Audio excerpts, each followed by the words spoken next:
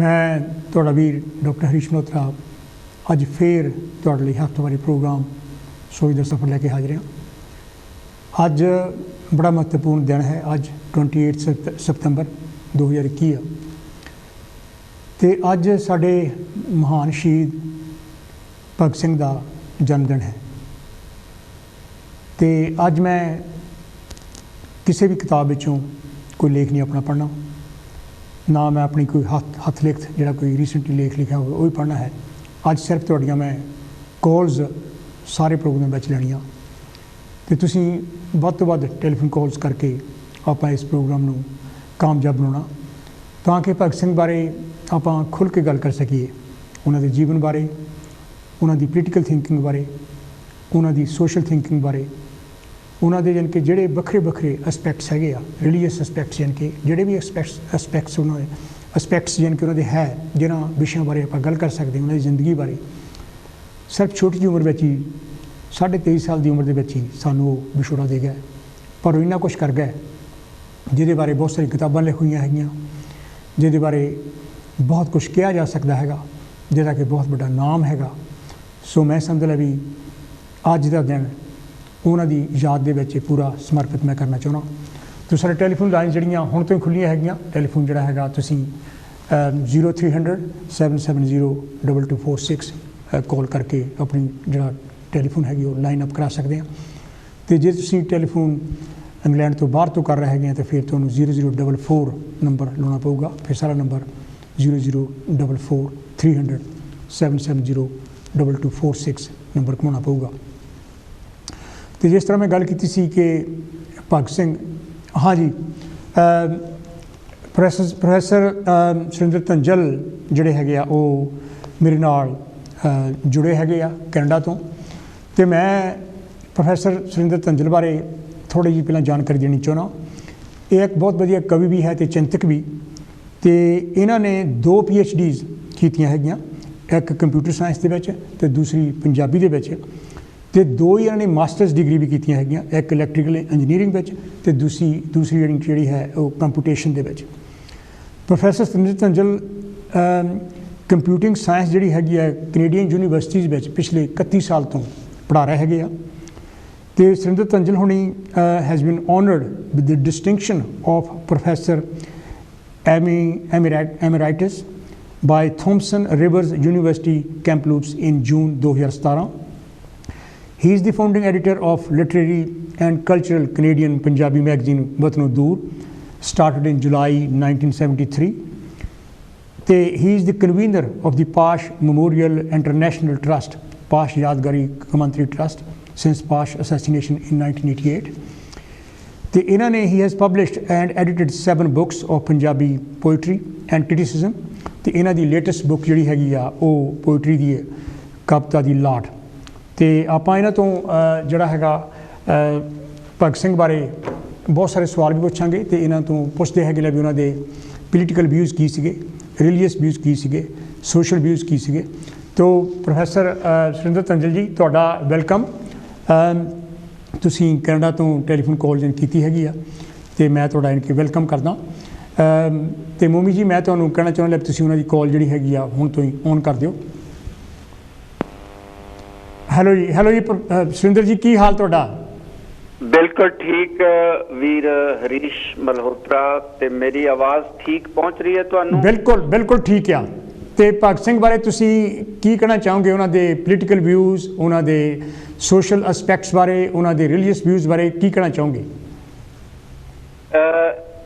मैं सब तो पहला तां शहीद भगत सिंह दे 114वें जन्मदिन, ਉਹਦਾ जन्म 28 ਸਤੰਬਰ 1907 ਨੂੰ ਹੋਇਆ ਸੀ ਤੇ ਅੱਜ ਉਹਦਾ 114ਵਾਂ ਜਨਮ ਦਿਨ ਹੈ। ਤੁਹਾਨੂੰ, ਤੁਹਾਡੀ ਟੀਮ ਨੂੰ ਤੇ ਤੁਹਾਡੇ ਸਰੋਤਿਆਂ ਨੂੰ 114ਵਾਂ ਜਨਮ ਦਿਨ ਸ਼ਹੀਦ ਦਾ ਮੁਬਾਰਕ। Thank you. ਤੇ ਉਹ ਬਹੁਤ ਵੱਡੀ ਸ਼ਖਸੀਅਤ ਸਨ ਤੇ ਉਹਨਾਂ ਦਾ ਜਿਹੜਾ ਇੱਕ ਮਸ਼ਹੂਰ ਪੈਂਫਲੇਟ, ਇੱਕ ਮਸ਼ਹੂਰ ਰਾਈਟ ਅਪ ਜਿਹੜਾ ओरिजिनली मौलिक रूप दे विच उन्होंने अंग्रेजी च लिखिया सी why I am an atheist. हाँ जी। ਮੈਂ ਨਾਸਤਿਕ ਕਿਉਂ ਹਾਂ, ਉਹਦੇ ਮੁੱਖ ਬੰਦ ਦੇ ਵਿੱਚ ਮਸ਼ਹੂਰ ਲੇਖਕ ਤੇ ਚਿੰਤਕ ਬਿਪਨ ਚੰਦਰ ਜੀ ਨੇ ਲਿਖਿਆ ਸੀ ਕਿ Bhagat Singh was a critical revolutionary mind in the best traditions of Marx, Engels and Lenin। ਇਹ ਆਪਾਂ ਸਾਰੀ ਗੱਲਬਾਤ ਹੈ ਜਿਹੜੀ ਉਹ ਇਸੇ ਨੁਕਤੇ ਦੇ ਦੁਆਲੇ ਘੁਮਾਵਾਂਗੇ ਕਿ ਉਹ ਕਿਵੇਂ ਇੱਕ ਆਲੋਚਨਾਤਮਕ ਇਨਕਲਾਬੀ ਮਨ ਸੀ ਉਹਦਾ, ਤੇ ਜਿਹੜਾ ਕਿ ਮੈਂ ਸਮਝਦਾ ਜਿਹੜਾ ਉਹਦਾ ਬੌਧਿਕ ਪੱਖ ਹੈ ਉਹ ਪੰਜਾਬ ਦੀ ਜਵਾਨੀ ਦੇ ਵਿੱਚ ਉਹ ਬਹੁਤ ਸਾਰਾ ਅਣਗੌਲਿਆ ਹੀ ਪਿਆ ਰਿਹਾ। ਤੇ ਇੱਥੇ ਮੈਂ ਇੱਕ ਗੱਲ ਕਹਿ ਕੇ ਫਿਰ ਤੁਹਾਡੇ ਨਾਲ ਤੁਹਾਨੂੰ ਇਹ ਮਾਈਕ੍ਰੋਫੋਨ ਦੇਣਾ ਚਾਹੁੰਦਾ ਤੇ ਅੱਗੇ ਤੁਰਨ ਤੋਂ ਪਹਿਲਾਂ ਉਹ ਇਹ ਹੈ ਕਿ ਇਸ ਮਹੀਨੇ ਦੇ ਨਾਲ ਸੰਬੰਧਿਤ ਜਿਹੜੀਆਂ ਜੁੜੀਆਂ ਹੋਈਆਂ ਗੱਲਾਂ ਨੇ ਕਿ 9 ਸਤੰਬਰ ਨੂੰ ਪਾਸ਼ ਦਾ ਜਨਮ ਦਿਨ ਵੀ ਸੀ, ਹਾਂਜੀ, ਤੇ ਕੱਲ 27 ਸਤੰਬਰ ਨੂੰ ਗੁਰਸ਼ਰਨ ਸਿੰਘ ਨਾਟਕਕਾਰ ਹੋਣਾ ਦਾ ਸਦੀਵੀ ਵਿਛੋੜਾ ਦਿਵਸ ਵੀ ਸੀ, ਹਾਂਜੀ, ਤੇ ਭਾਰਤੀ ਕਿਸਾਨ ਅੰਦੋਲਨ ਦੁਆਰਾ ਜੋ ਦਿੱਲੀ ਦੀਆਂ ਬਰੂਹਾਂ ਤੇ 26 ਸਤੰਬਰ ਨੂੰ ਪਰਸੋਂ 10 ਮਹੀਨੇ ਪੂਰੇ ਕਰ ਚੁੱਕਿਆ ਹੈ, ਹਾਂਜੀ, ਉਹਦੇ ਸੱਦੇ ਤੇ ਕੱਲ ਭਾਰਤ ਬੰਦ ਸੀ ਤੇ ਅੱਜ ਭਗਤ ਸਿੰਘ ਦਾ ਜਨਮ ਦਿਨ ਹੈ। ਹਾਂਜੀ, ਔਰ ਇਸ ਮਹੀਨੇ ਦੇ ਵਿੱਚ ਮਾਓ ਜ਼ੇਤੁੰਗ ਤੇ ਟਾਲਸਟਾਏ ਦੇ ਨਾਲ ਸੰਬੰਧਿਤ ਵੀ ਕੁਝ ਦਿਨ ਹਨ। ਹਾਂਜੀ, ਇਹ ਮੈਂ ਪਾਸ਼ ਦੀ ਇੱਕ ਗੱਲ ਕਹਿ ਕੇ ਉਹਨਾਂ ਨੇ ਭਗਤ ਸਿੰਘ ਬਾਰੇ ਲਿਖਿਆ ਸੀ ਕਿ ਜਿਸ ਦਿਨ ਉਸ ਨੂੰ ਫਾਂਸੀ ਲੱਗੀ ਸੀ ਉਸ ਦੀ ਕੋਠੜੀ ਚੋਂ ਲੈਨਨ ਦੀ ਕਿਤਾਬ ਮਿਲੀ, ਇਸ ਦਾ ਇੱਕ ਪੰਨਾ ਮੋੜਿਆ ਹੋਇਆ ਸੀ। ਹਾਂਜੀ, ਪੰਜਾਬ ਦੀ ਜਵਾਨੀ ਨੂੰ ਉਸ ਦੇ ਆਖਰੀ ਦਿਨ ਮੋੜੇ ਹੋਏ ਪੰਨੇ ਤੋਂ ਅਗਾਂਹ ਤੁਰਨਾ ਹੈ। ਤੇ ਮੈਂ ਅੱਗੇ ਤੁਰਨ ਤੋਂ ਪਹਿਲਾਂ ਇਹ ਕਹਿਣਾ ਚਾਹੁੰਦਾ ਹਰੀਸ਼ ਜੀ ਕਿ ਕੁਝ ਗੱਲਾਂ ਮੇਰੇ ਮਨ 'ਚ ਹਨ ਜਿਹੜੀਆਂ ਸ਼ਹੀਦ ਭਗਤ ਸਿੰਘ ਤੇ ਉਹਨਾਂ ਦੇ ਸਾਥੀਆਂ ਬਾਰੇ ਮੈਂ ਖੁੱਲ੍ਹ ਕੇ ਕਰਨੀਆਂ ਚਾਹੁੰਦਾ, ਪਰ ਮੈਂ ਜਾਣਨਾ ਚਾਹੁੰਦਾ ਕਿ ਤੁਸੀਂ ਜਾਂ ਤੁਹਾਡੇ ਸਰੋਤੇ ਭਗਤ ਸਿੰਘ ਬਾਰੇ ਕਿਹੋ ਜਿਹੇ ਸਵਾਲ ਤੁਹਾਡੇ ਮਨ 'ਚ ਉਪਜਦੇ ਨੇ ਜਿਨ੍ਹਾਂ ਬਾਰੇ ਤੁਹਾਨੂੰ ਸਪਸ਼ਟੀਕਰਨ ਦੀ ਲੋੜ ਹੈ, ਤਾਂ ਕਿ ਮੈਂ ਆਪਣੇ ਮਨ ਦੀਆਂ ਗੱਲਾਂ ਕਹਿਣ ਦੇ ਨਾਲ ਨਾਲ ਤੁਹਾਡੇ ਜਿਹੜੇ ਲੋੜਾਂ ਨੇ, ਤੁਹਾਡੇ ਸਵਾਲ ਨੇ, ਉਹਨਾਂ ਨੂੰ ਵੀ ਮੱਦੇ ਨਜ਼ਰ ਰੱਖ ਕੇ ਚੱਲਾਂ। ਸੁਰਿੰਦਰ ਜੀ ਬਹੁਤ ਬਹੁਤ ਮਿਹਰਬਾਨੀ। ਇੱਕ ਤਾਂ ਸਵਾਲ ਇਹ ਆ ਰਿਹਾ ਕਿ ਬਹੁਤ ਸਾਰੀਆਂ ਵੀਡੀਓਜ਼ ਤੇ ਬਹੁਤ ਸਾਰੇ ਕਈ ਵਾਰੀ ਜਿਹੜੇ ਵਿਖਿਆਨ ਹੈਗੇ ਲੋਕਾਂ ਤੋਂ ਸੁਣਨ ਵਿੱਚ ਮਿਲਦੇ ਆ ਕਿ ਭਗਤ ਸਿੰਘ ਜਦੋਂ ਫਾਂਸੀ ਦੇ ਕਿਨਾਰੇ 'ਤੇ ਸੀਗਾ, ਜਦੋਂ ਉਹਨਾਂ ਨੂੰ ਫਾਂਸੀ ਮਿਲ ਜਾਣੀ ਸੀ ਤੇ ਉਸ ਟਾਈਮ 'ਤੇ ਉਹ ਪੂਰਨ ਸਿੱਖ ਬਣ ਗਏ ਸੀਗੇ ਤੇ ਉਹਨਾਂ ਦਾ ਸਿੱਖ ਧਰਮ ਦੇ ਵਿੱਚ ਬਹੁਤ ਪੂਰੀ ਤਰ੍ਹਾਂ ਸ਼ਰਧਾ ਸੀਗੀ ਤੇ ਉਹਨਾਂ ਨੇ ਬਾਲ ਵੀ ਵਧਾ ਲਏ ਸੀਗੇ। ਤੇ ਰਣਧੀਰ ਸਿੰਘ ਦੀ ਕੋਈ ਇੱਕ ਇੰਟਰਵਿਊ ਹੈ ਉਹਦਾ ਵੀ ਜ਼ਿਕਰ ਕੀਤਾ ਜਾਂਦਾ, ਤੁਸੀਂ ਇਹਦੇ ਬਾਰੇ ਕੀ ਕਹਿਣਾ ਚਾਹੋਗੇ? ਇੱਕ ਤਾਂ ਇਹ ਸਵਾਲ ਹੋ ਗਿਆ, ਇਸ ਤੋਂ ਇਲਾਵਾ ਤੁਹਾਡੇ ਮਨ 'ਚ ਕੋਈ ਹੋਰ ਸਵਾਲ? ਤੁਹਾਡੇ ਦੋ ਤਿੰਨ ਸਵਾਲ ਜਾਣੀ ਕਿ ਹੋਰ ਵੀ ਹੈ। ਕੁਛ ਲੋਕ ਜਿਹੜੇ ਹੈਗੇ ਮੈਂ ਇਹ ਵੀ ਦੇਖਿਆ ਕੁਛ ਪੱਬਾਂ ਵਿੱਚ ਵੀ, ਇੱਥੇ ਇੰਗਲੈਂਡ ਦੇ ਪੱਬਾਂ ਵਿੱਚ ਵੀ ਉਹਨਾਂ ਦਾ ਸਰਨੇਮ ਜਿਹੜਾ ਹੈਗਾ ਉਹ ਵੀ ਨਾਲ ਯੂਜ਼ ਕਰ ਲਾ ਪਿਆ ਤੇ ਉਹਨਾਂ ਨੂੰ ਕਿਸੇ ਜਾਤ ਦੇ ਨਾਲ ਜੋੜਨਾ ਸ਼ੁਰੂ ਕਰ ਦਿੱਤਾ ਹੈਗਾ ਤੇ ਉਹਨਾਂ ਦਾ ਜਾਤ ਪਾਤ ਬਾਰੇ ਕੀ ਰਵੱਈਆ ਸੀਗਾ। ਤੀਸਰੀ ਜਾਣੀ ਕਿ ਗੱਲ ਜਿਹੜੀ ਸੀ ਔਰਤਾਂ ਦੇ ਉਹਨਾਂ ਦਾ ਬਰਾਬਰ ਦੇ ਹੱਕ ਬਾਰੇ ਉਹਨਾਂ ਦੇ ਕੀ ਖਿਆਲ ਸੀਗੇ ਤੇ ਬਾਕੀ ਜਾਣੀ ਕਿ ਜਿਹੜੀ ਮਜ਼ਦੂਰ ਜਮਾਤ ਹੈ ਉਹਦੇ ਬਾਰੇ ਉਹਨਾਂ ਦੇ ਕੀ ਖਿਆਲ ਸੀ। ਇਹਨਾਂ ਸਾਰੀਆਂ ਗੱਲਾਂ ਨੂੰ ਆਪਾਂ ਕਹਿ ਸਕਦੇ ਹਾਂ ਇਹ ਆਪਸ ਵਿੱਚ ਹੀ ਜੁੜੀਆਂ ਹੋਈਆਂ ਨੇ। ਹਾਂਜੀ, ਤੇ ਮੈਂ ਆਪਣੀਆਂ ਗੱਲਾਂ ਦੇ ਨਾਲ ਨਾਲ ਇਹਨਾਂ ਗੱਲਾਂ ਨੂੰ ਵੀ ਮੁੱਖ ਰੱਖ ਕੇ ਅੱਗੇ ਚੱਲਣਾ ਚਾਹਾਂਗਾ। ਤੇ ਥੈਂਕ ਯੂ, ਤੁਸੀਂ ਮੈਨੂੰ ਇੱਕ ਖਾਸ ਕਿਸਮ ਦਾ ਜਿਹੜਾ ਡਾਇਰੈਕਸ਼ਨ ਆਪਣੀ ਗੱਲਬਾਤ ਨੂੰ ਦੇ ਦਿੱਤੀ ਹੈ ਤੇ ਮੈਂ ਸਾਰੀ ਗੱਲਬਾਤ ਨੂੰ ਸਮਕਾਲ ਦੇ ਨਾਲ ਜੋੜ ਕੇ ਚੱਲਾਂਗਾ। ਭਾਰਤੀ ਕਿਸਾਨ ਅੰਦੋਲਨ ਨੂੰ ਇਹ ਸਾਰੀ ਆਪਣੀ ਅੱਜ ਦੀ 114ਵੇਂ ਜਨਮ ਦਿਨ ਨਾਲ ਸੰਬੰਧਿਤ ਗੱਲਬਾਤ ਹੈ ਜਿਹੜੀ ਉਸ ਨੂੰ ਸਮਰਪਿਤ ਹੈ। ਹਾਂਜੀ, ਮੈਂ ਆਪਣੀ ਗੱਲ ਇੱਥੋਂ ਸ਼ੁਰੂ ਕਰੂੰਗਾ ਕਿ ਸ਼ਹੀਦ ਭਗਤ ਸਿੰਘ ਤੇ ਉਹਦੇ ਸਾਥੀਆਂ ਨੇ ਇੰਨਾ ਕੁਛ ਉਹਨਾਂ ਦਿਨਾਂ ਦੇ ਵਿੱਚ ਪੜ੍ਹਿਆ ਸੀ ਜਦੋਂ ਬਹੁਤ ਘੱਟ ਹੀਲੇ ਵਸੀਲੇ ਹੁੰਦੇ ਸੀ ਅੱਜ ਦੇ ਮੁਕਾਬਲੇ। ਅੱਜ ਸਾਡੇ ਕੋਲੇ ਇੰਟਰਨੈਟ ਹੈ, ਸਾਡੇ ਕੋਲੇ ਮੋਬਾਈਲ ਫੋਨ ਹੈ, ਟਵਿੱਟਰ ਹੈ, WhatsApp ਹੈ ਤੇ ਹੋਰ ਅਨੇਕਾਂ ਸੋਸ਼ਲ ਮੀਡੀਆ ਸਾਡੇ ਕੋਲ ਹਨ। ਉਹਨਾਂ ਦਿਨਾਂ ਵਿੱਚ ਇਹਨਾਂ ਹੀਲਿਆਂ ਵਸੀਲਿਆਂ ਦੀ ਘਾਟ ਦੇ ਬਾਵਜੂਦ ਸ਼ਹੀਦ ਭਗਤ ਸਿੰਘ ਪਹਿਲਾ ਸਮਾਜਵਾਦੀ ਇਨਕਲਾਬੀ ਸੀ ਜਿਨੇ ਮਾਰਕਸਵਾਦ ਦਾ ਅਧਿਐਨ ਸਿੱਧਾ ਮਾਰਕਸਵਾਦ ਦੇ ਸੋਮਿਆਂ ਤੋਂ ਕੀਤਾ ਸੀ, ਨਾ ਕਿ ਸੈਕੰਡਰੀ ਸੋਮਿਆਂ ਤੋਂ। ਮੈਂ ਸਾਰੀਆਂ ਗੱਲਾਂ ਦੇ ਨਾਲ ਨਾਲ ਸਬੂਤ ਵੀ ਪੇਸ਼ ਕਰਦਾ ਜਾਵਾਂਗਾ।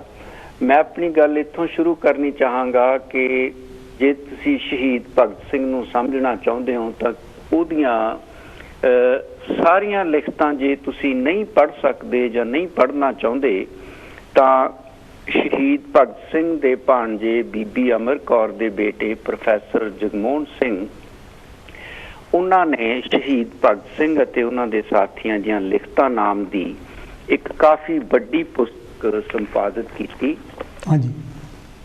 ਜਿਹਦੇ ਹਰੀਸ਼ ਜੀ 376 ਸਫ਼ੇ ਨੇ। ਉਹਦੇ ਵਿੱਚ ਜੇ ਤੁਸੀਂ ਹੋਰ ਨਹੀਂ ਨਾ ਕੁਝ ਪੜ੍ਹ ਸਕਦੇ ਤਾਂ ਅਖੀਰਲੇ ਸ਼ਹੀਦ ਭਗਤ ਸਿੰਘ ਤੇ ਉਹਦੇ ਸਾਥੀਆਂ ਦੇ ਜਿਹੜੇ 6 ਦਸਤਾਵੇਜ਼ ਹੈ ਉਹ ਬਹੁਤ ਹੀ ਮਹੱਤਵਪੂਰਨ ਨੇ, ਕਿਉਂਕਿ ਇਹ ਉਹਨਾਂ ਦਿਨਾਂ 'ਚ ਲਿਖੇ ਗਏ ਜਦੋਂ ਸ਼ਹੀਦ ਭਗਤ ਸਿੰਘ ਤੇ ਉਹਦੇ ਸਾਥੀ ਫਾਂਸੀ ਦੀ ਉਡੀਕ ਕਰ ਰਹੇ ਸੀ।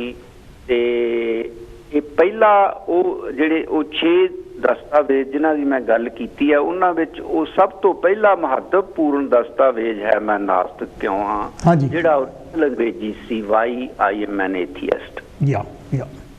ਪਹਿਲਾਂ ਆਪਾਂ ਇਹ 6 ਜਿਹੜੇ ਦਸਤਾਵੇਜ਼ ਜਿਨ੍ਹਾਂ ਦਾ ਮੈਂ ਜ਼ਿਕਰ ਕੀਤਾ, ਮੈਂ ਪਹਿਲਾਂ ਉਹਨਾਂ ਦਾ ਇੱਕ ਤੁਹਾਨੂੰ ਝਲਕ ਦਿਖਾ ਦਿੰਦਾ। ਪਹਿਲਾ ਜਿਹੜਾ ਦਸਤਾਵੇਜ਼ ਹੈ ਉਹ ਮੈਂ ਨਾਸਤਿਕ ਕਿਉਂ ਹਾਂ, ਜਿਹੜਾ 5 ਤੇ 6 ਅਕਤੂਬਰ 1930 ਨੂੰ ਲਿਖਿਆ ਗਿਆ।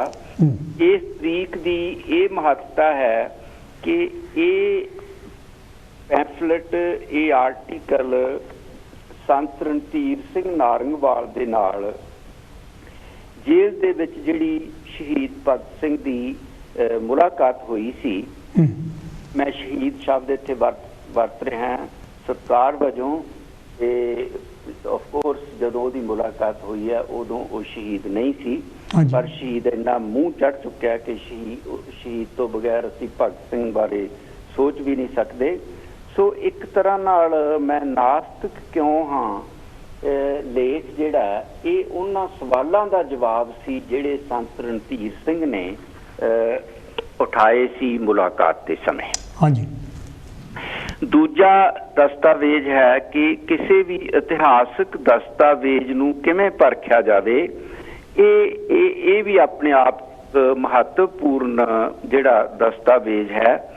ਤੀਜਾ ਦਸਤਾਵੇਜ਼ ਭਾਰਤੀ ਇਨਕਲਾਬ ਦਾ ਆਦਰਸ਼, ਜਿਹੜੀ ਇੱਕ ਕਿਤਾਬ ਉਸਨੇ ਲਿਖਣੀ ਸੀ ਭਗਤ ਸਿੰਘ ਨੇ, ਇਹ ਉਹਦਾ ਖਰੜਾ ਹੈ।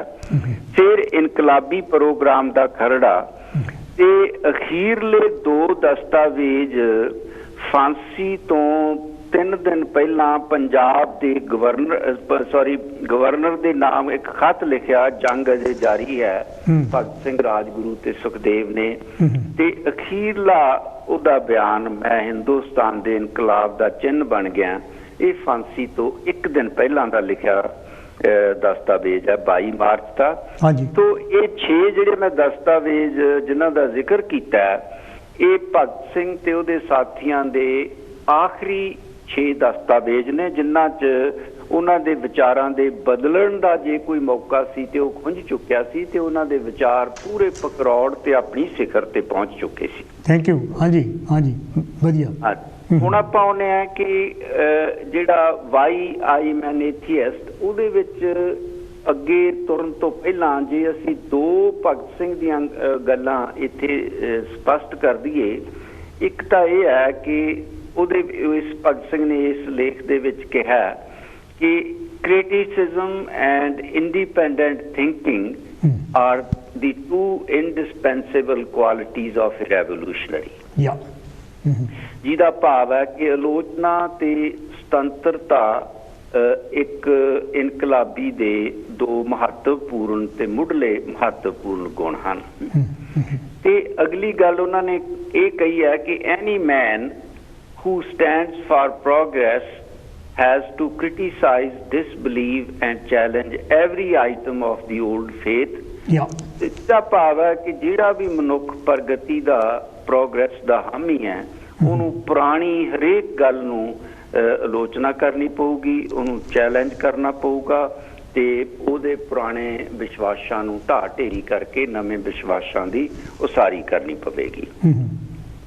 ਅੱਛਾ, ਇੱਥੇ ਜਿਹੜੀ ਗੱਲ ਉਹ ਹੈ ਕਿ ਤੁਹਾਡੇ ਸਵਾਲਾਂ ਦੇ ਨਾਲ ਮੈਂ ਜੋੜਦਾ ਗੱਲ ਨੂੰ ਕਿ ਇੱਕ ਭਗਤ ਸਿੰਘ ਦੀਆਂ ਜਿਹੜੀਆਂ ਅਸਲੀ ਫੋਟੋ ਕੈਮਰੇ ਨਾਲ ਖਿੱਚੀਆਂ ਹੋਈਆਂ ਨੇ ਉਹ ਸਿਰਫ 4 ਹੀ ਫੋਟੋਆਂ ਨੇ।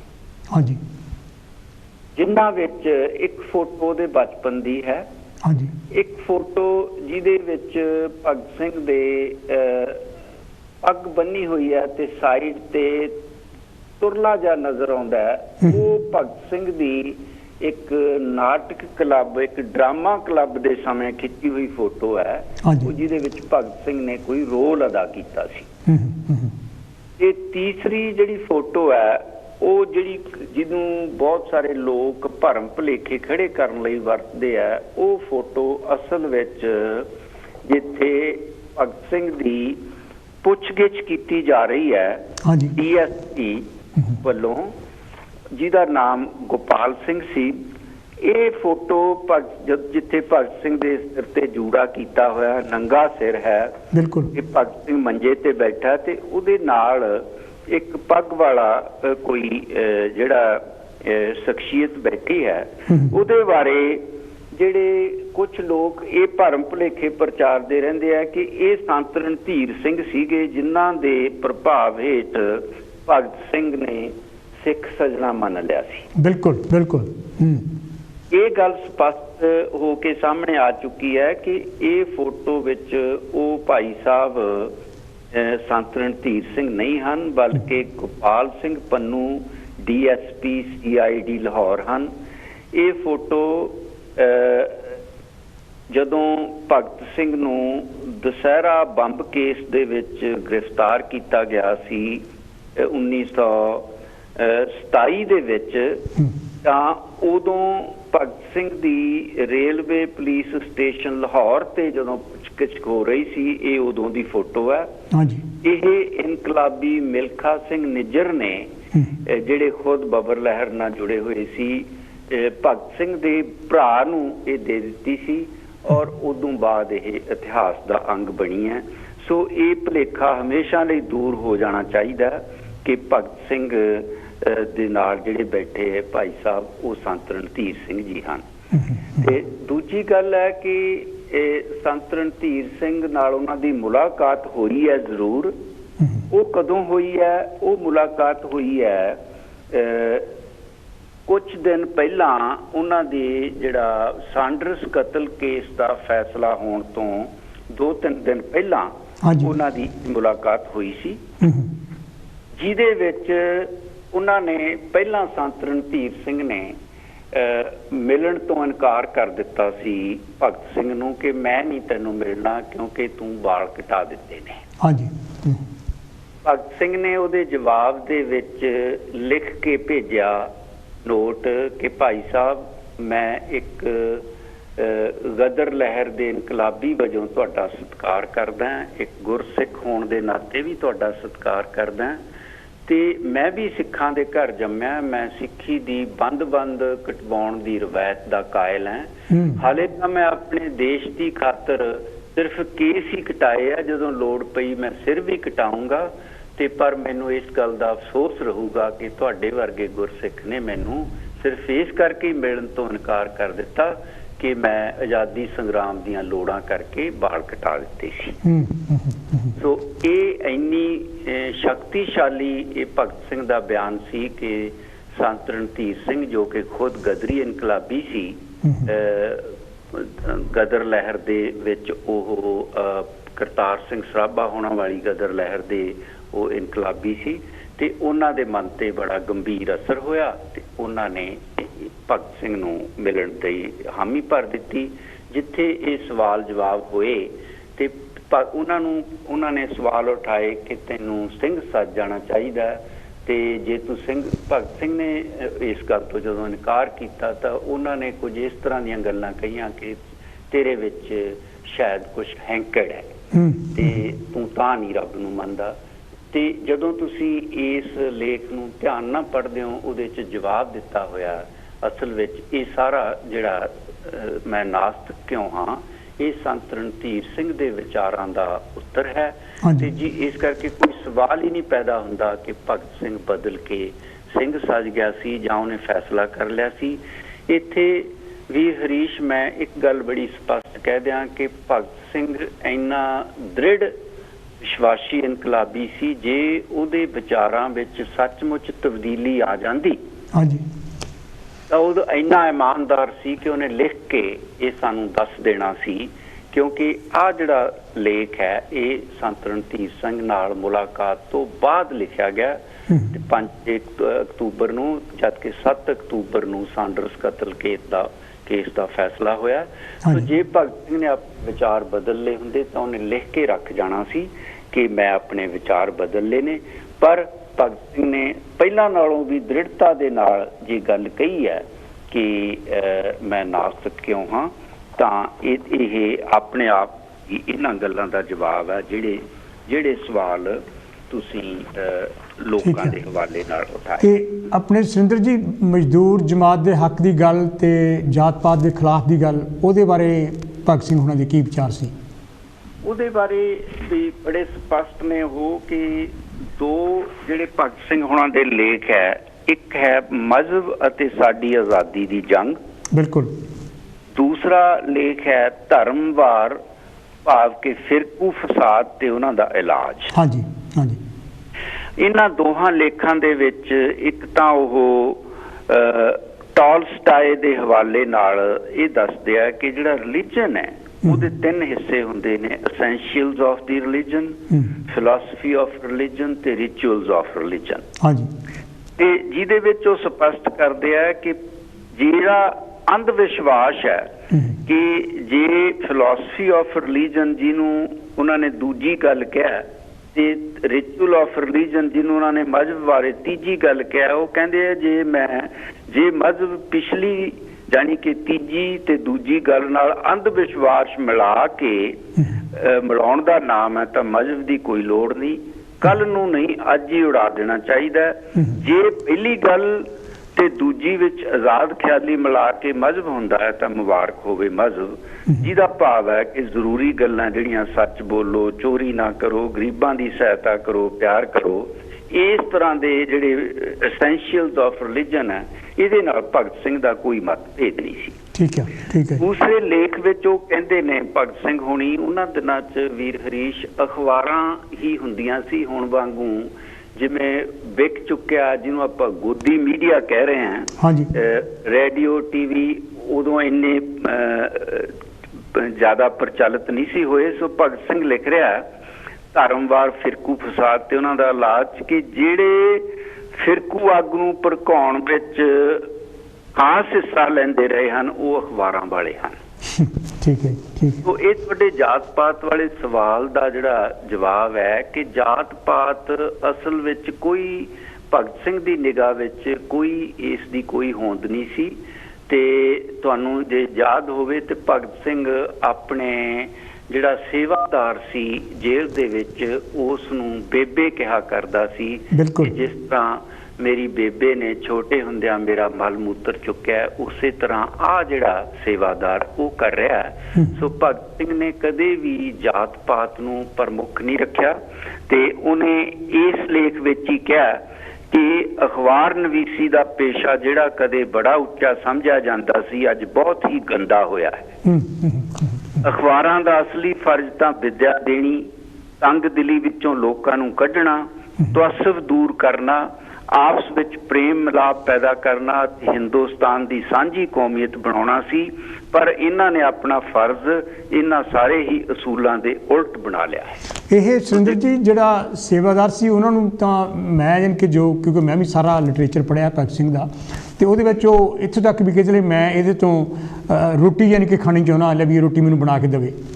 ਬਿਲਕੁਲ ਬਿਲਕੁਲ ਉਹ ਬਿਲਕੁਲ ਦਰੁਸਤ ਤੁਸੀਂ ਜਿਹੜੀ ਫਰਮਾਇਆ कि उन्हें अपने भगत सिंह वास्ते जे जात पात का कोई महत्व हुंदा तो जिन्हों आप स्टेट पंजाबी कहने हैं वो ये गल्लां पाट के भराड़ हो जानियां सी। उहदी जिवें आपां नूं पता लगदा रहा कि ओह अपनी उन्होंने बेबे कह रहा सेवादार नूं उहदे हत्थों रोटी खा रहा। और ये तो एक उदाहरण है, इहदियां अनेकां होर उहदियां उदाहरणां दे दित्तियां जा सकदियां, पर समा इस तरह की सानूं इजाजत नहीं दिंदा। ते जिहड़े मैं वो 6 दस्तावेज़ां दा जिक्र कीता है, मैं उन्हां दी संखेप जी तुहानूं जान पछाण दिंदा होया पहली गल आपां कर ली है, मैं नास्तिक क्यों हाँ। हाँ जी, हाँ जी, हाँ जी। दूजा जिहड़ा दस्तावेज है वो सी एक ਸਾਹਿਤਕ किताब राम सरन दास ने नाम दे इनकलाबी ने लिखी सी, जिसका नाम ड्रीमलैंड। ड्रीमलैंड यस है मेरे को। हाँ जी, हाँ जी, पढ़ी मैं।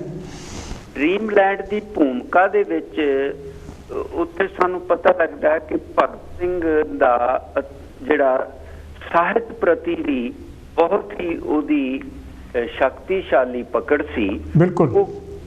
किवें वो अंत करदा उस भूमिका दा कि I strongly recommend this book to young men in particular, but with a warning. वो की कहंदा कि प्यारे नौजवानों ड्रीमलैंड वर्गियां किताबां पढ़ो, राम सरन दास वर्गियां, पर एक वार्निंग मैं तुहानूं दे रहा नौजवानों नूं स्पैशली कह रहे ने हो, please do not read it to follow blindly. या बिल्कुल अन्ने होके अंधविश्वासी होके ना पढ़ो, and take for granted what is written in it. इनू अक्खां मीच के ना मान लो, बल्कि की करो, read it, criticise it, think over it, try to formulate your own ideas with it. Absolutely ये है दूजा डॉक्यूमेंट। इत्थे मैं थोड़ा जिहा डाइग्रेस करदा अपना वीर हरीश कि जदों असी भगत सिंह की जी प्रैक्टिकैलिटी देखते हैं कि भगत सिंह नूं साडे बहुते नौजवान है उन्हां नूं जे पुछीए तां उन्हां नूं सिर्फ 3 गल्लां दा ही पता भी उन्हें जी थाणे दे मूहरे DSP सांडर्स का कतल कीता सी, लाला लाजपत राय दी मौत का बदला लिया सी ते बंब सिट्टिया सी। हाँ, BK दत्त ने असैंबली च बंब सिट्टिया सी ते उन्हां नूं लगदा भी आही भगत सिंह है। बिल्कुल बिल्कुल। पर असल च वीर हरीश मल्होत्रा जिहड़ा भगत सिंह है वो इन्हां 3 गल्लां ते समाप्त नहीं हुंदा, इत्थों तां भगत सिंह शुरू हुंदा है। ਇਹਦੇ ਨਾਲ ਹੀ ਮੈਂ ਗੱਲ ਕਿਤੇ ਭੁੱਲ ਨਾ ਜਾਵਾਂ, ਉਹਨਾਂ ਨੇ ਬੜਾ ਗਿਲਾ ਕੀਤਾ ਲੈ ਵੀ ਅਸੀਂ ਪੰਜਾਬੀ ਜਿਹੜੇ ਲੋਕ ਹੈਗੇ ਆਪਣੇ ਹੀਰੋਜ਼ ਦੀ ਕਦਰ ਨਹੀਂ ਕੀਤੀ, ਅਸੀਂ ਉਹਨਾਂ ਬਾਰੇ ਲਿਖਿਆ ਨਹੀਂ, ਅਸੀਂ ਉਹਨਾਂ ਬਾਰੇ ਪੜ੍ਹਦੇ ਨਹੀਂ ਕੰਪੇਅਰ ਟੂ ਬੰਗਾਲੀ। ਤੇ ਉਹਨਾਂ ਨੇ ਇੰਨਾ ਲਿਟਰੇਚਰ ਇੰਨਾ ਸਾਹਿਤ ਪੜ੍ਹਿਆ, ਉਹਦੇ ਬਾਰੇ ਵੀ ਉਹਨਾਂ ਨੇ ਬਹੁਤ ਇਨਕਰੇਜ ਕੀਤਾ ਲੈ ਵੀ ਸਾਨੂੰ ਪੜ੍ਹਨਾ ਚਾਹੀਦਾ, ਪਰ ਸਾਡੇ 'ਚ ਇਹ ਆਦਤ ਨਹੀਂ ਪਈ ਪੰਜਾਬੀਆਂ 'ਚ। बिल्कुल हाँ, आपां मुड़ के मैं इस गल नूं कंप्लीट कर दियां कि ये ਜਿਹੜੇ ਭਗਤ ਸਿੰਘ ਦੇ ਇਹ 3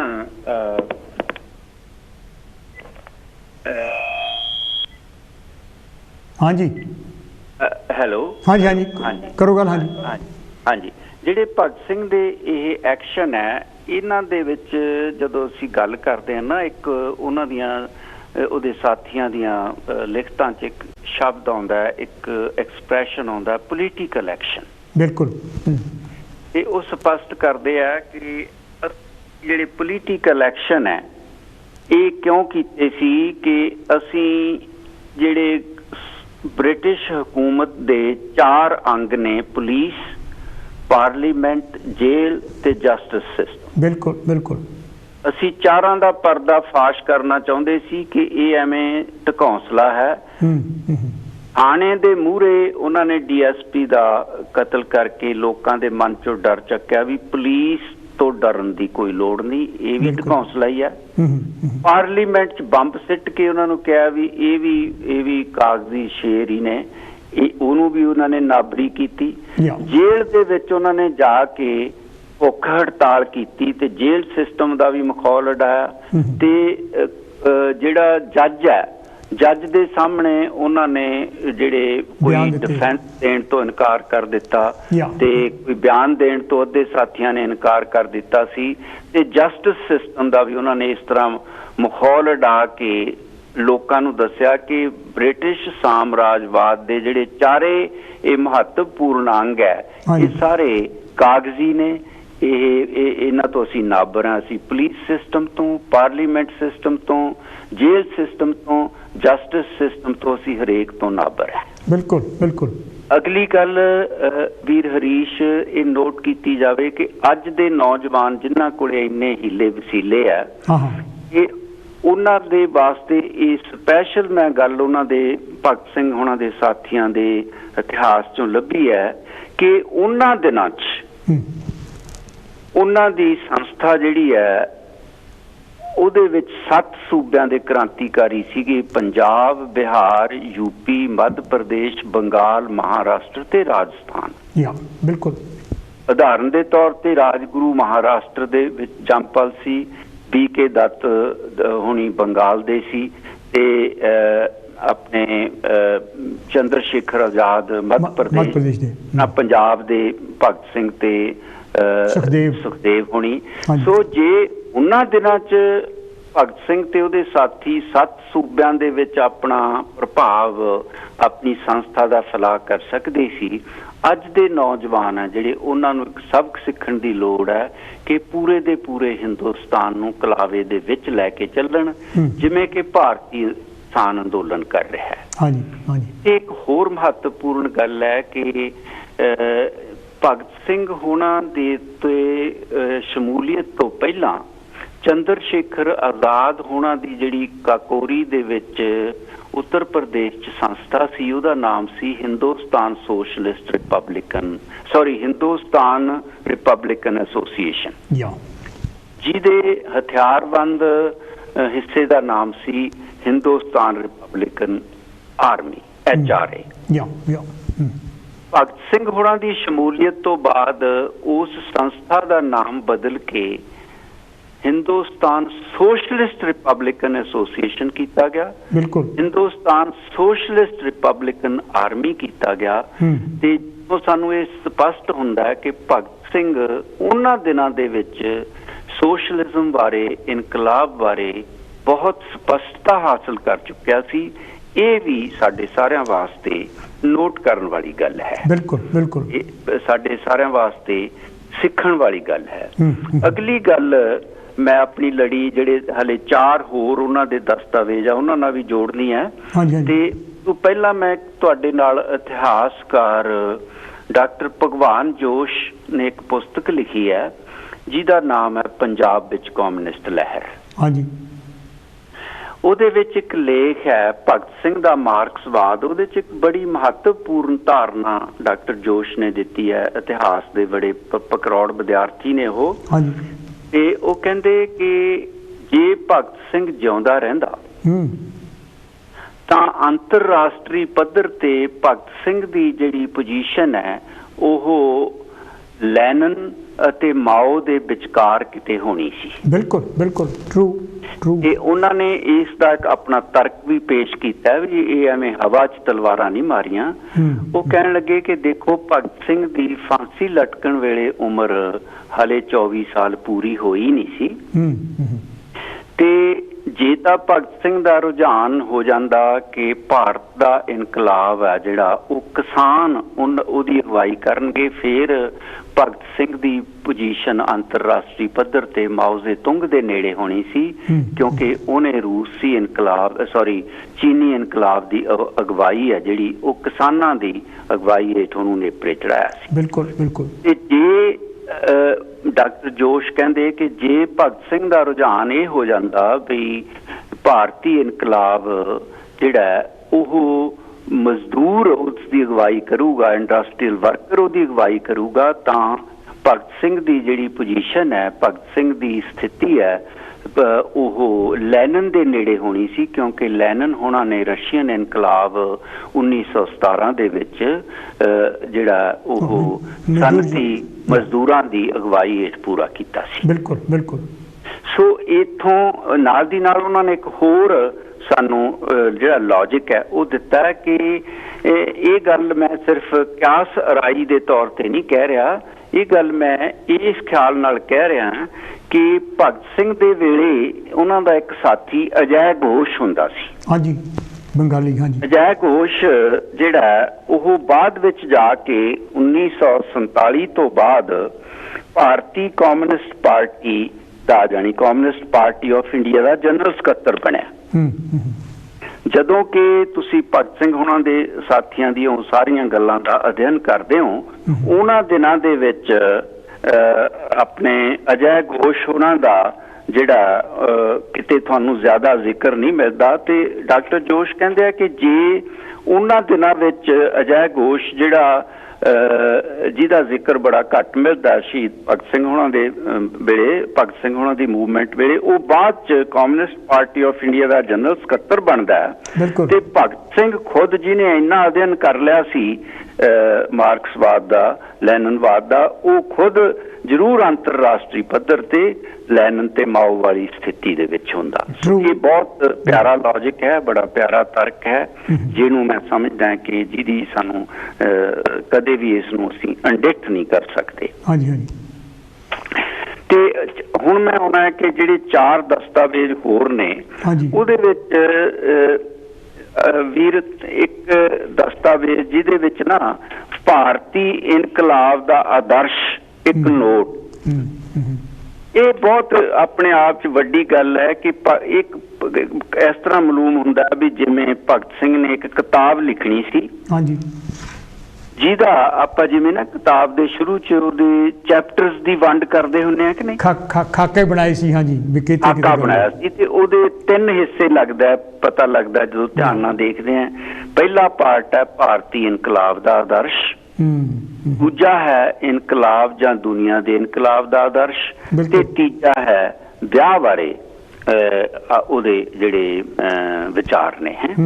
ਫਿਰ ਉਹਨਾਂ ਨੇ ਅੱਗੇ ਇਹਨੂੰ ਅੱਗੇ ਵੰਡਿਆ, ਉਹ ਇੰਨੇ ਵਿਸਥਾਰ ਦੇ ਵਿੱਚ ਵੰਡਿਆ ਜਿਹਦੇ ਵਿੱਚ ਕਿ ਹੁਣ ਦੀਆਂ ਵਿਚਾਰਧਾਰਾਵਾਂ, ਉਹਨਾਂ ਦੇ ਸਕੂਲ, ਉਹਦੇ 'ਚ ਅੱਤਵਾਦ, ਲੋਕ ਇਨਕਲਾਬ, ਅਨਾਰਕਿਜ਼ਮ, ਸਮਾਜਵਾਦ, ਕਮਿਊਨਿਜ਼ਮ, ਸਿੰਡੀਨੇਕਿਜ਼ਮ, ਕੋਲੈਕਟਿਜ਼ਮ, ਤੇ ਇਹ ਸਾਰੀਆਂ ਚੀਜ਼ਾਂ ਦੇਖ ਕੇ ਸਾਨੂੰ ਲੱਗਦਾ ਕਿ ਭਗਤ ਸਿੰਘ ਕੋਲੇ ਇੱਕ ਬੜਾ ਵਿਸ਼ਾਲ ਦ੍ਰਿਸ਼ਟੀਕੋਣ ਸੀ। ਇਹ ਤਾਂ ਲੱਗਦਾ ਸੁਰਿੰਦਰ ਜੀ ਨੇ ਜਿੱਦਾਂ ਉਹਨਾਂ ਨੇ ਬਲੂ ਪ੍ਰਿੰਟ ਹੈ ਨਾ ਕਿਤੇ ਕਰਨਾ, ਪਬਲਿਸ਼ ਕਰਨਾ ਸੀ।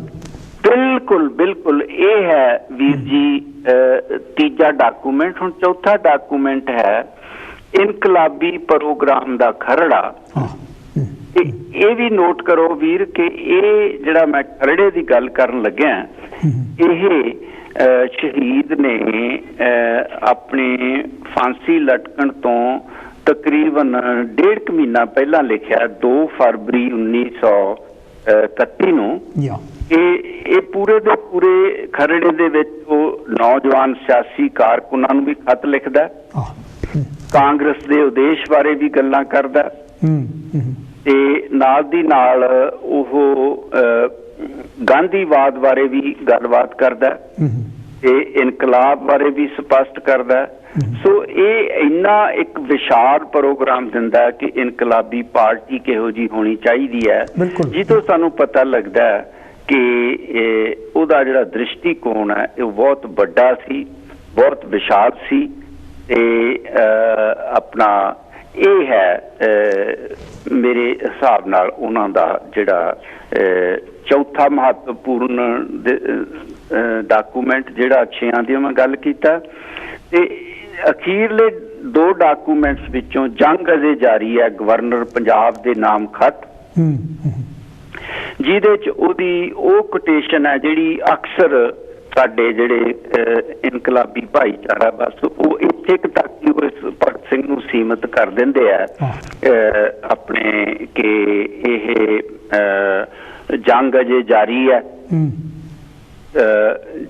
ਸਾਡੇ ਨਾਲ ਇਹ ਜੰਗ ਨਾ ਤਾਂ ਸ਼ੁਰੂ ਹੋਈ ਹੈ ਤੇ ਨਾ ਸਾਡੇ ਨਾਲ ਇਹ ਖਤਮ ਹੋਊਗੀ, ਤੇ ਯੁੱਧ ਚੱਲ ਰਿਹਾ, ਇਹ ਉਦੋਂ ਤੱਕ ਚੱਲਦਾ ਰਹੂਗਾ ਜਦੋਂ ਤੱਕ ਮਜ਼ਦੂਰ ਦੀ ਲੁੱਟ ਹੁੰਦੀ ਹੈ, ਆਦਮੀ ਦੇ ਹੱਥੋਂ ਆਦਮੀ ਦੀ ਲੁੱਟ ਖਸੁੱਟ, ਬੰਦ ਵੀ ਹੋ ਜਾਂਦੀ ਤੇ ਨਿਕਟ ਭਵਿੱਖ ਦੇ ਵਿੱਚ ਆਖਰੀ ਯੁੱਧ ਲੜਿਆ ਜਾਊਗਾ, ਉਹ ਫੈਸਲਾ ਕੁਨ ਹੋਊਗਾ।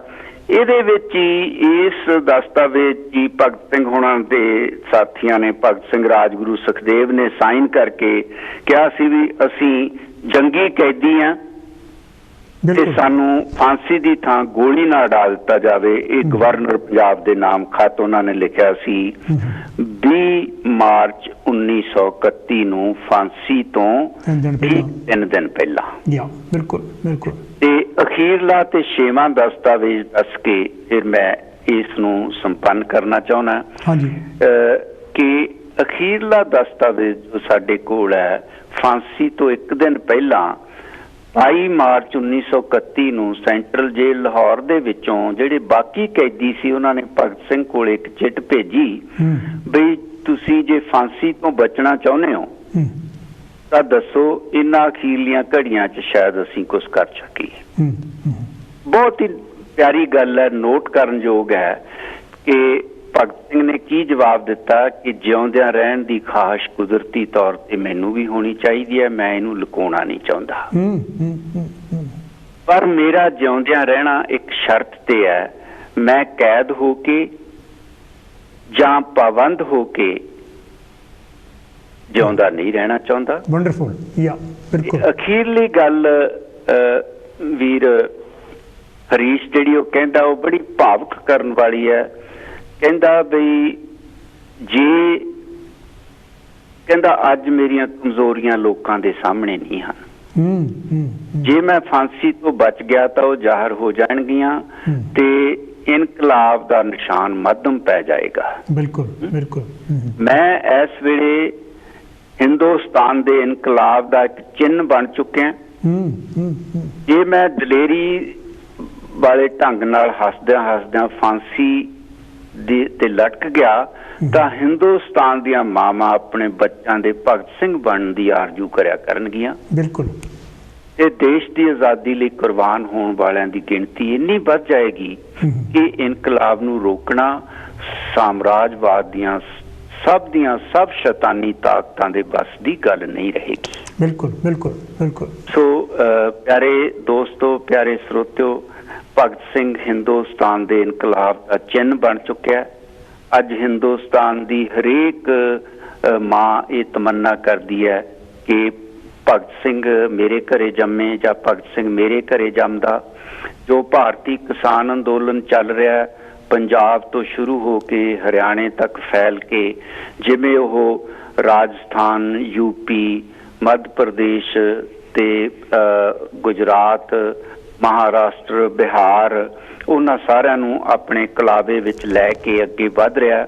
ਸ਼ਾਂਤਮਈ ਢੰਗ ਨਾਲ ਆਪਣੀਆਂ ਜਿਹੜੀਆਂ ਮੰਗਾਂ ਪੇਸ਼ ਕਰ ਰਿਹਾ ਸਾਡੀ ਖਾਤਰ। ਹਿੰਦੂ, ਸਿੱਖ, ਮੁਸਲਮਾਨ ਸਭ ਨੂੰ ਇਕੱਠੇ ਕਰਕੇ, ਨਾ ਕਿਸੇ ਬੋਲੀ ਦੇ ਆਧਾਰ ਤੇ ਕੋਈ ਉਹਨਾਂ ਦੇ ਵਿੱਚ ਵਿਤਕਰਾ, ਨਾ ਕਿਸੇ ਸੂਬੇ ਦੇ ਆਧਾਰ ਤੇ ਕੋਈ ਵਿਤਕਰਾ ਹੈ ਤੇ ਨਾ ਹੀ ਕਿਸੇ ਧਰਮ ਦੇ ਆਧਾਰ ਤੇ ਉਹਨਾਂ 'ਚ ਕੋਈ ਵਿਤਕਰਾ ਹੈ। ਇਹ ਸਾਰੀਆਂ ਗੱਲਾਂ ਅਸਲ ਵਿੱਚ ਸ਼ਹੀਦ ਭਗਤ ਸਿੰਘ ਨੂੰ ਸੱਚੀ ਸ਼ਰਧਾਂਜਲੀ ਨੇ ਤੇ ਇਹ ਮਹਿਜ਼ ਇਤਫਾਕ ਨਹੀਂ ਕਿ ਜਿਹੜੇ ਉੱਥੇ ਭਾਰਤੀ ਕਿਸਾਨ ਅੰਦੋਲਨ ਦੀ ਅਗਵਾਈ ਕਰ ਰਹੇ ਸੰਯੁਕਤ ਕਿਸਾਨ ਮੋਰਚੇ ਦੇ ਆਗੂ ਹੈ, ਉਹਨਾਂ ਨੇ ਇਹਨਾਂ ਦਿਨਾਂ ਦੇ ਵਿੱਚ ਪੰਜਾਬ ਦੇ ਵਿੱਚ ਬਹੁਤ ਵੱਡੀ ਪੱਧਰ ਤੇ ਬਰਨਾਲੇ 'ਚ ਬੜੀਆਂ ਵੱਡੀਆਂ ਰੈਲੀਆਂ ਕੀਤੀਆਂ ਸ਼ਹੀਦ ਭਗਤ ਸਿੰਘ ਦੇ ਜਨਮ ਦਿਨ ਤੇ। ਜਦੋਂ ਆਪਾਂ ਹੁਣ ਇੱਥੇ ਗੱਲਾਂ ਕਰ ਰਹੇ ਹਾਂ, ਉੱਥੇ ਬਰਨਾਲੇ 'ਚ ਬਹੁਤ ਵੱਡੀ ਰੈਲੀ ਹੋ ਚੁੱਕੀ ਹੈ। ਦੁਨੀਆ ਭਰ ਦੇ ਵਿੱਚ ਇੱਥੇ ਕੈਨੇਡਾ 'ਚ ਟੋਰਾਂਟੋ, ਵੈਨਕੂਵਰ ਰੈਲੀਆਂ ਹੋ ਰਹੀਆਂ, ਤੁਹਾਡੇ ਯੂਕੇ 'ਚ ਰੈਲੀ ਹੋ ਰਹੀ ਹੈ। ਆਪਾਂ ਇਹ ਪ੍ਰੋਗਰਾਮ ਕਰ ਰਹੇ ਹਾਂ।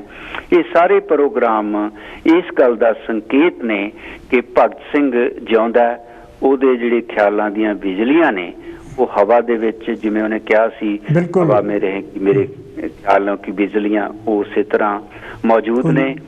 ਤੇ ਇਹ ਸਾਰੀਆਂ ਗੱਲਾਂ ਮੈਂ ਸਮਝਦਾ ਕਿ ਆਪਾਂ ਇੱਥੇ ਕਹਿ ਸਕਦੇ ਹਾਂ। ਭਗਤ ਸਿੰਘ ਨੇ ਆਪਣੇ ਆਪ ਨੂੰ ਕਿਹਾ ਸੀ ਕਿ ਅਸੀਂ ਜਿਹੜੇ ਹਿੰਦੁਸਤਾਨ ਦੇ ਇਨਕਲਾਬ ਦੇ ਸੰਬੰਧ 'ਚ ਉਹਨਾਂ ਨੇ ਗੱਲ ਕਰਦਿਆਂ ਨੇ ਕਿਹਾ ਸੀ ਕਿ ਮੈਂ ਤੇ ਮੇਰੇ ਸਾਥੀ ਆ ਜਿਹੜੇ, ਅਸੀਂ ਦੇਸ਼ ਦੇ ਇਤਿਹਾਸ, ਇਸ ਦੇ ਹਾਲਤਾਂ ਅਤੇ ਆਦਰਸ਼ਾਂ ਦੇ ਗੰਭੀਰ, ਮਿਹਨਤੀ ਤੇ ਇਮਾਨਦਾਰ ਵਿਦਿਆਰਥੀ ਹਾਂ। बहुत ही मेहरबानी सुरेंद्र जी, बहुत बहुत मेहरबानी इन्नी वधेरे जानकारी देने लई, इन्नी स्पष्ट ते विज्ञानक चेतना इनकी जिहड़ी सी भगत सिंह दी उहदे बारे दस्सण दे लई मैं तुहाडा दिलों धन्नवादी हाँ।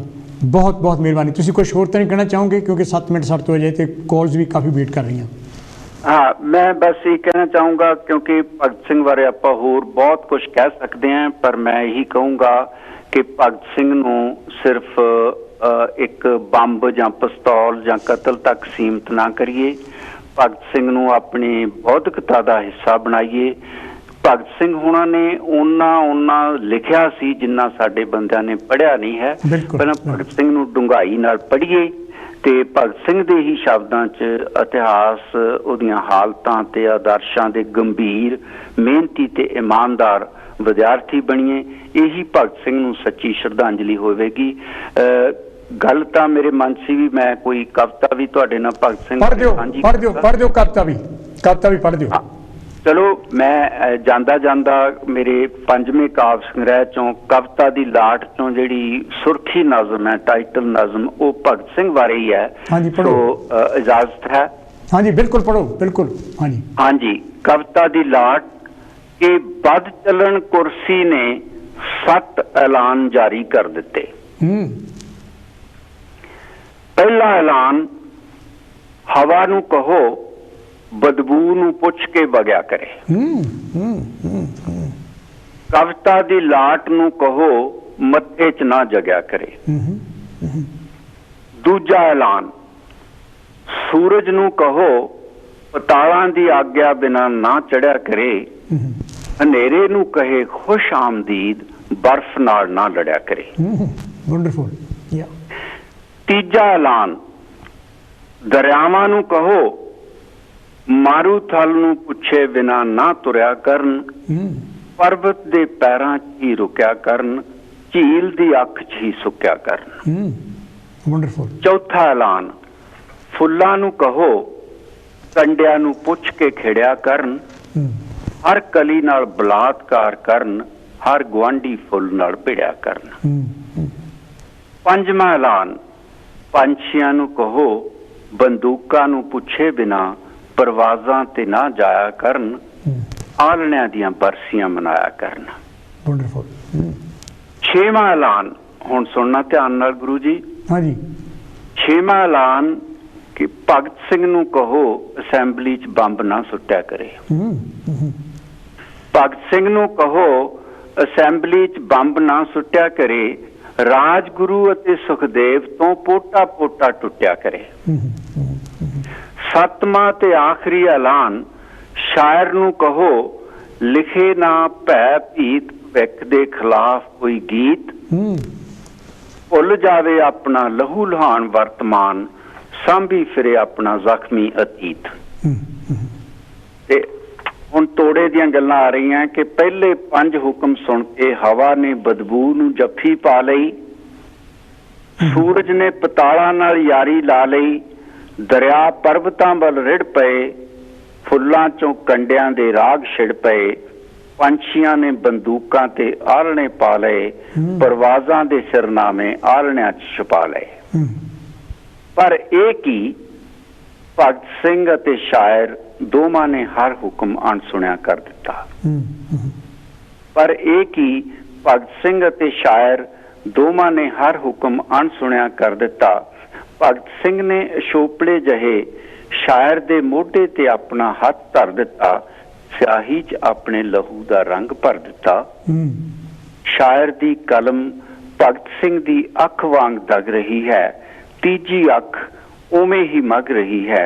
कविता दी लाट उमें ही जग रही है। कविता दी लाट उमें ही जग रही है। Excellent, excellent. शायरी विच बूंद बूंद शहादत रल रही है। कविता दी लाट होर उच्ची बढ़ रही है। कविता दी लाट होर उच्ची बढ़ रही है। कविता दी लाट होर उच्ची बढ़ रही है। सुरेंद्र, बहुत ही तंजल जी, बहुत ही तुहाडा शुक्रगुजार हाँ। तुसीं इन्नी खोज करके भगत सिंह बारे जो अज जानकारी दी है, मैं तुहाडा तह दिल तो धन्नवादी हाँ। एक बार फिर मैं अपने वीर दा, अपने प्रोफैसर वीर दा ਜਿਨ੍ਹਾਂ ਤੋਂ 2 PhDs ਹੈ, 2 MAs ਕੀਤੀਆਂ ਹੈਗੀਆਂ ਤੇ 31 ਸਾਲ ਤੋਂ ਯੂਨੀਵਰਸਿਟੀ ਵਿੱਚ, ਕੈਨੇਡਾ ਦੀਆਂ ਯੂਨੀਵਰਸਿਟੀ ਵਿੱਚ ਪੜ੍ਹਾ ਰਿਹਾ। ਬਹੁਤ ਮਾਣ ਵਾਲੀ ਗੱਲ ਹੈ। ਇੱਕ ਵਾਰੀ ਫਿਰ ਮੈਂ ਧੰਨਵਾਦ ਤੁਹਾਡਾ ਕਰਦਾ, ਬਹੁਤ ਬਹੁਤ ਮਿਹਰਬਾਨੀ। ਇਹ ਤਾਂ ਸੀ ਜੀ ਮੇਰੇ ਵੀਰ ਕੈਨੇਡਾ ਤੋਂ ਸੁਰਿੰਦਰ ਧੰਜਲ ਹੋਣੀ, ਡਾਕਟਰ ਸੁਰਿੰਦਰ ਧੰਜਲ ਹੋਣੀ, ਜਾਂ ਉਹਨਾਂ ਨੂੰ ਮੈਂ ਪ੍ਰੋਫੈਸਰ ਸੁਰਿੰਦਰ ਧੰਜਲ ਕਹਾਂ, ਪਰ ਮੈਂ ਤਾਂ ਉਹਨਾਂ ਨੂੰ ਸੁਰਿੰਦਰ ਹੀ ਕਹਿਣਾ, ਬੜਾ ਵੀਰ ਹੈ।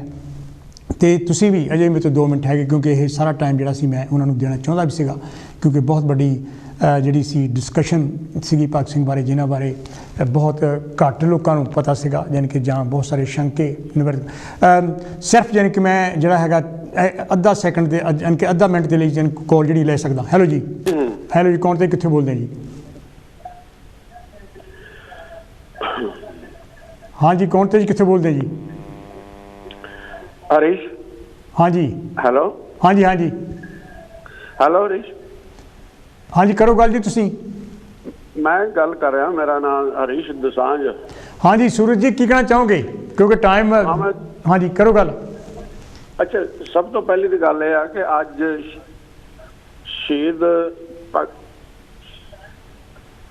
ਹਾਂ ਠੀਕ ਆ, ਮੈਨੂੰ ਪਤਾ, ਤੁਸੀਂ ਮੈਨੂੰ ਇਹ ਮੈਸੇਜ ਭੇਜਿਆ ਸੀਗਾ। ਮੇਰਾ ਖਿਆਲ ਯਾਨੀ ਕਿ ਤੁਸੀਂ ਟੈਲੀਵਿਜ਼ਨ ਦੇਖ ਰਹੇ ਹੈਗੇ ਤੇ ਇਸ ਕਰਕੇ ਗੱਲ ਪੂਰੀ ਨਹੀਂ ਹੋ ਰਹੀ, ਕਿਉਂਕਿ ਟਾਈਮ ਜਿਹੜਾ ਖਤਮ ਹੋ ਗਿਆ ਹੈਗਾ। ਮੈਂ ਅਗਲੇ ਹਫ਼ਤੇ ਕਿਸੇ ਹੋਰ ਪ੍ਰੋਗਰਾਮ ਦੇ ਨਾਲ ਤੁਹਾਡੇ ਰੂਬਰੂ ਹੋਊਂਗਾ।